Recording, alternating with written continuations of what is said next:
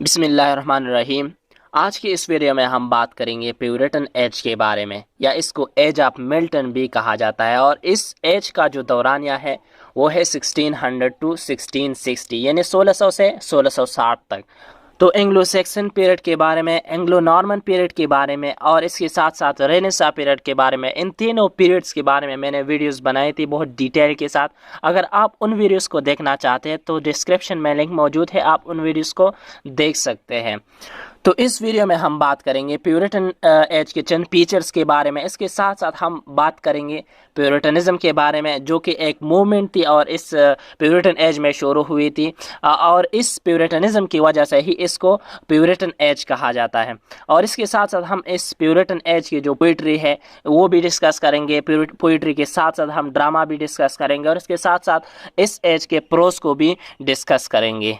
तो वीडियो को आखिर तक देखिए, क्योंकि मुझे यकीन है कि वीडियो आपको इंशाल्लाह बहुत ज़्यादा फ़ायदा देगा। और पसंद आने पर अपने दोस्तों के साथ शेयर ज़रूर करें ताकि वो भी इसके बारे में जान सकें, इस एज के बारे में जान सके। तो चलो प्यूरिटन एज के बारे में पढ़ना स्टार्ट करते हैं। तो 17th सेंचुरी लिटरेचर को दो पीरियड्स में डिवाइड किया गया है।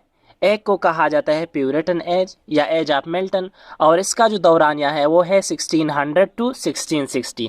और दूसरा है रेस्टोरेशन या एज ऑफ ड्रैगन भी इसको कहा जाता है, और इसका जो दौरानिया है वो है 1660 टू 1700। तो ये 17th सेंचुरी लिटरेचर को दो पीरियड इस तरह डिवाइड किया गया है। फिर प्यूरिटन एज को या एज ऑफ मिल्टन को फर्दर डिवाइड किया गया है। एक को कहा जाता है जैकोबियन पीरियड और दूसरे को कैरोलाइन पीरियड कहा जाता है। तो जैकोबियन इसको क्यों कहा जाता है और कैरोलाइन क्यों कहा जाता है? तो जेम्स द फर्स्ट ने हुकूमत की थी 1603 टू 1625, और उनके नाम की वजह से, यानी जेम्स द फर्स्ट की वजह से, इसको इस दौरानिए को जैकोबियन पीरियड कहा जाता है। फिर कैरोलाइन पीरियड को क्यों कहा जाता है? तो चार्ल्स द फर्स्ट ने हुकूमत की थी 1625 टू 49, यानी 1649। इस दौरान में चार्ल्स द फर्स्ट ने हुकूमत की थी, और चार्ल्स द फर्स्ट की वजह से ही इसको कैरोलाइन पीरियड कहा जाता है। अब इस एज के चंद फीचर्स के बारे में बात करते हैं। तो इसी एज में बायोग्राफी जो थी ना वो लिखना शुरू हो गई, यानी लोग जो थे ना किसी की, यानी फेमस जो राइटर्स थे या फेमस जितने भी लोग थे उनकी बायोग्राफी लिखना लोगों ने शुरू किया था। इसी एज में ये शुरू हुआ था, क्योंकि इससे पहले जो था ना बायोग्राफी लिखना शुरू नहीं था, ये ना हुआ करता था।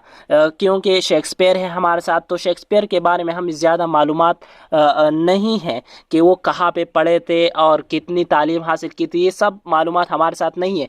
कि यही वजह है कि वहाँ पे उस एज में, यानी रेनेसां पीरियड में या इससे पिछले जितने भी पीरियड्स थे वहाँ पे बायोग्राफी नहीं लिखी जाती थी।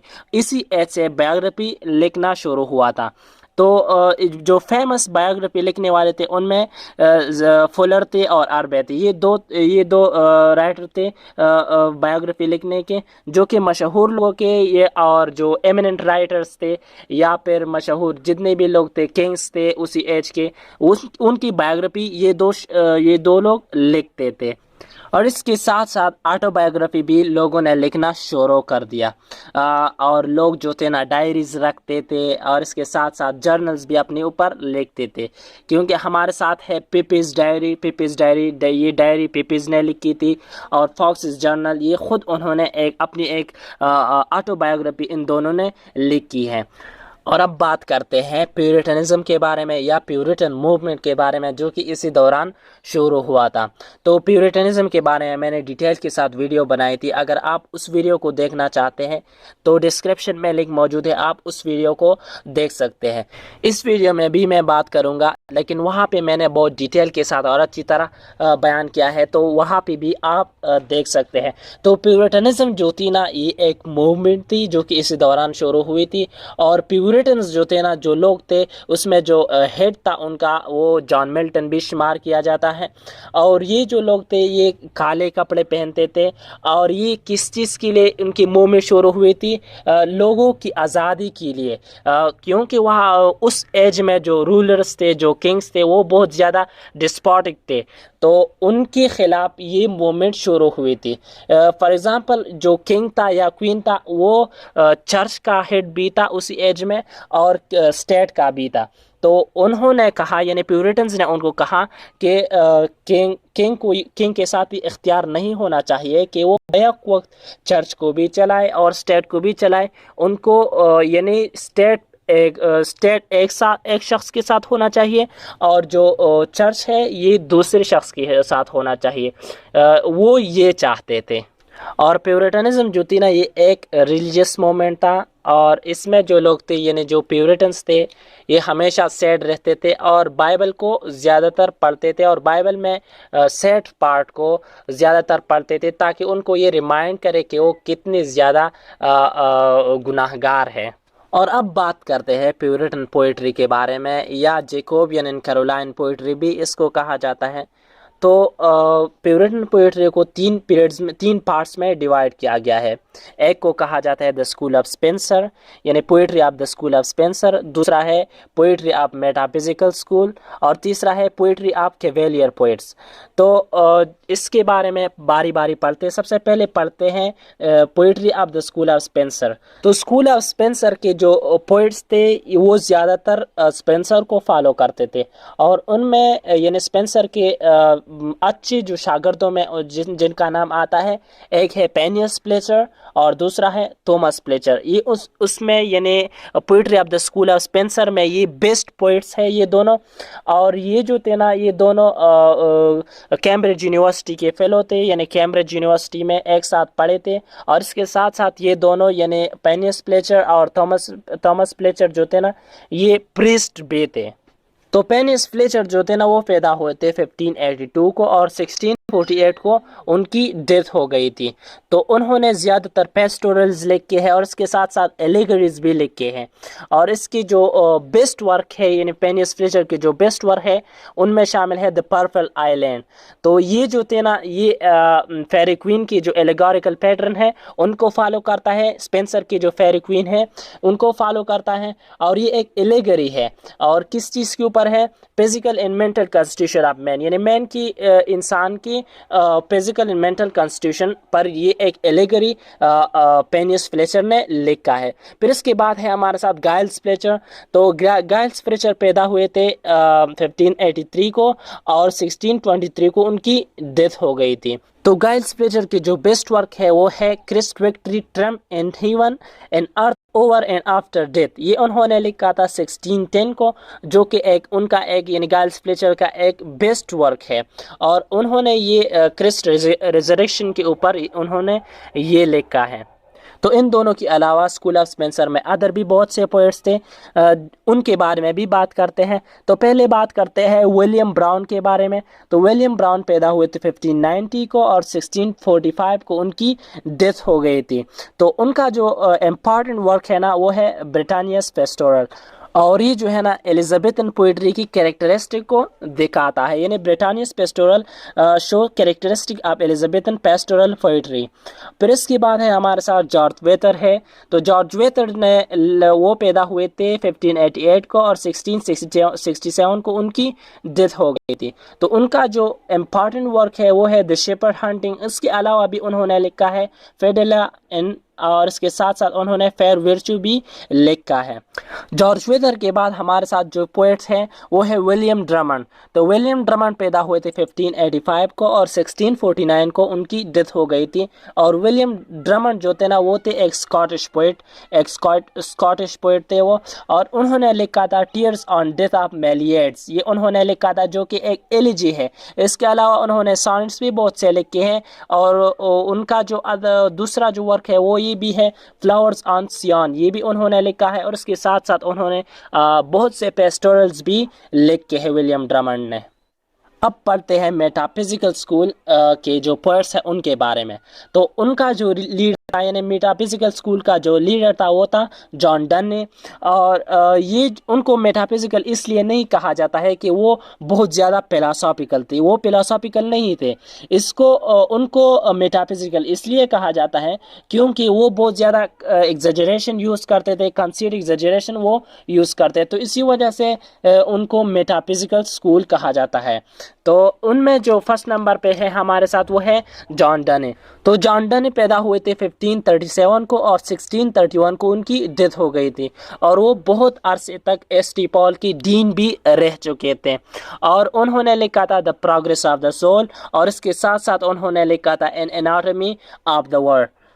फिर इसके बाद है हमारे साथ थॉमस कैरियो। तो थॉमस कैरियो पैदा हुए थे 1598 को और 1639 को उनकी डेथ हो गई थी। और उसका उनका जो इम्पॉर्टेंट वर्क है, यानी थॉमस कैरियो का जो इम्पॉर्टेंट वर्क है वो है परसुएशन ऑफ लव, जो कि और इस परसुएशन ऑफ लव इसकी वजह से थॉमस कैरियो जाने जाते हैं। फिर इसके बाद हमारे साथ है रिचर्ड क्राशा। तो रिचर्ड क्राशा वो पैदा हुए थे 1613 को और 1649 को रिचर्ड क्राशा की डेथ हो गई थी। और उनका जो इम्पॉर्टेंट वर्क है, बेस्ट वर्क उनका है द फ्लेमिंग हार्ट, ये उनका बेस्ट वर्क है।